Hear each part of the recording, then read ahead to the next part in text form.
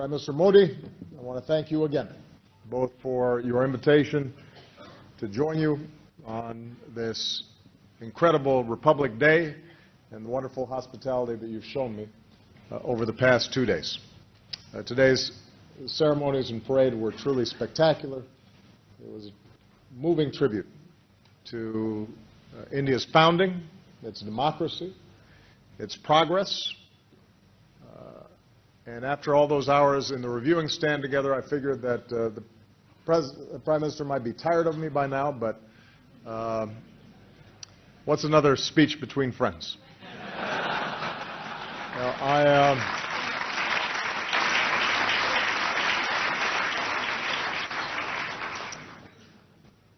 I will not, by the way, ride a motorcycle today after watching those incredible acrobats.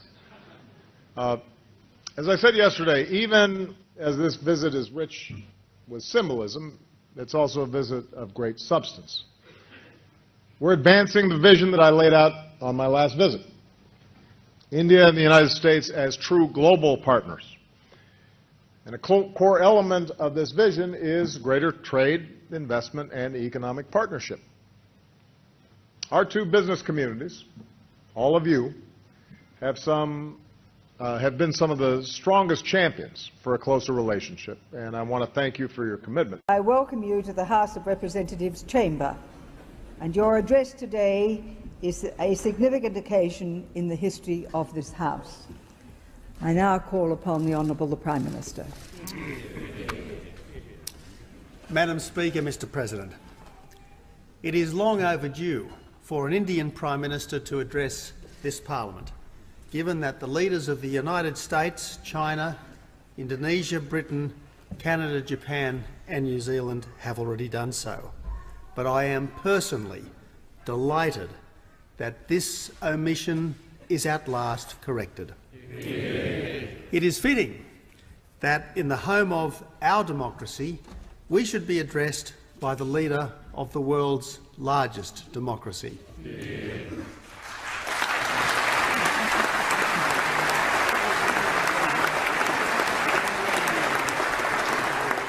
Madam Speaker, there is so much that we can learn from a Prime Minister who must try to reach some 830 million voters and whose mastery of electioneering has meant that in India's recent election he was literally beamed into dozens of different rallies simultaneously all around the country. Prime Minister Modi is the first in decades with an absolute majority in the lower house, the Lok Sabha, because he imbued his fellow citizens with the sure hope that tomorrow can be better than today. He gave credit for India's success to those who really deserved it. He told voters that their country belonged to them, not to their rulers or to their officials. And even here in Australia, the Modi campaign and victory inspired hope, because Australians too believe in work, family and community, in doing things for love, not just for money, and in living our ideals. If all goes to plan, and no one, if I may say so, has ever made the Indian bureaucracy perform, as Prime Minister Modi did in Gujarat,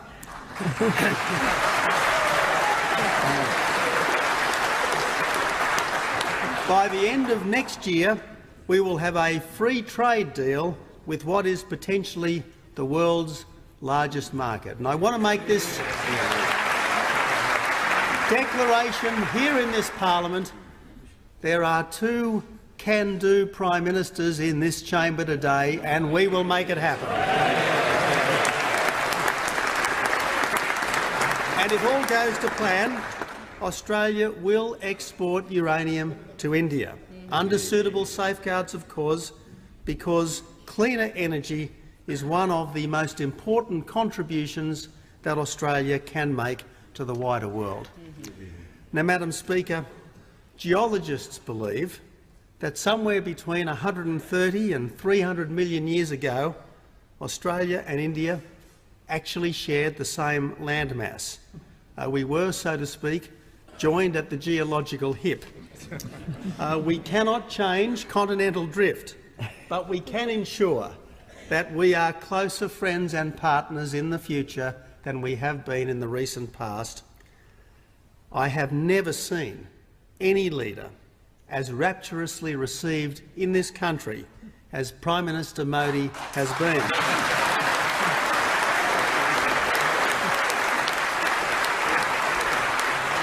And that's not just by the 500,000 Australians of Indian descent, and not just because the former Chief Minister of Gujarat has never been a stranger to us, and at least this should mean that it never again will be 28 years till the next Prime Ministerial visit.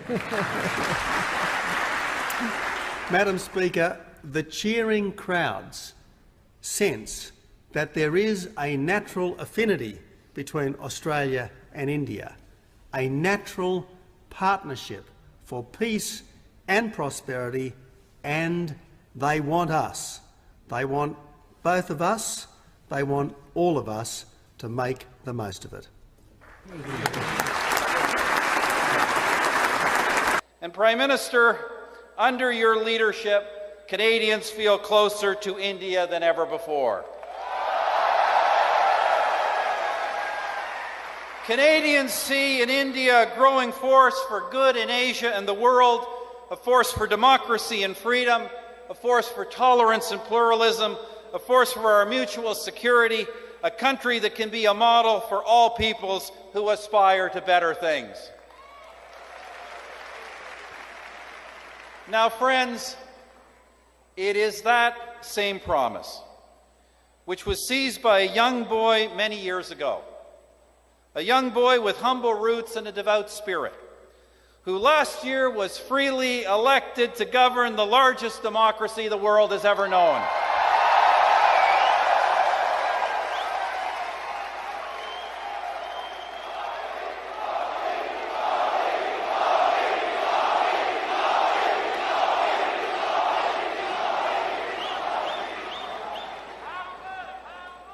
I'm so proud to say that he's been along a friend to Canada and we to him, as during his many years as Chief Minister of Gujarat, we had extended the hand of friendship long before others. With that, friends, it is my great pleasure to introduce our main speaker. His visit to Canada is historic. La première visite bilatérale exclusive au Canada d'un Premier ministre de l'Inde depuis plus de 4 décennies. The first standalone bilateral visit to Canada by an Indian Prime Minister in more than 4 decades. He is striving to make India Vishwa Guru, teacher of the world. And his impact in India and around the world has been noticed and admired by many. We're also pleased he accepted our government's invitation, and I'm so pleased to have the opportunity to introduce him, the Honourable Prime Minister of India, Narendra Modi. And now, I'd like to welcome the man you've all been waiting for.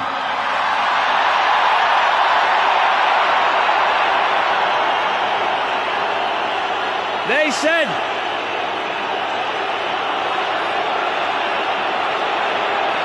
hold on.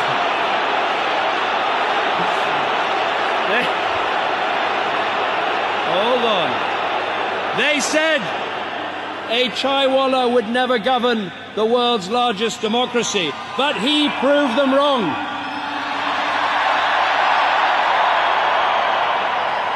He rightly said, Ache din anawali hai. But with his energy, with his vision, with his ambition, I would go one further and say this: Ache din zarur ayega. Ladies and gentlemen,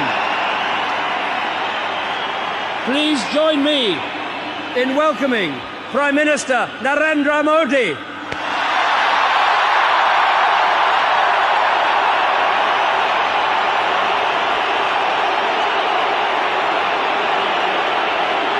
Prime Minister Modi, we want you to succeed. It is in all of our interests. And we want history to remember that what you did for India's development is the same memory people have of the history of Mahatma Gandhi and what he did for India's independence. So we are invested in that future together.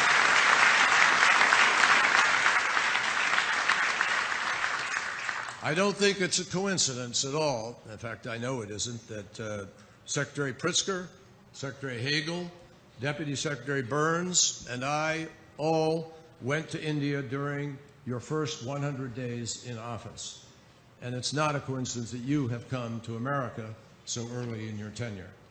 We are all invested in this relationship because we recognize what this moment demands of all of us.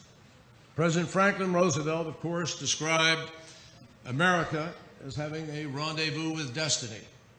India's first Prime Minister spoke about India's tryst with destiny.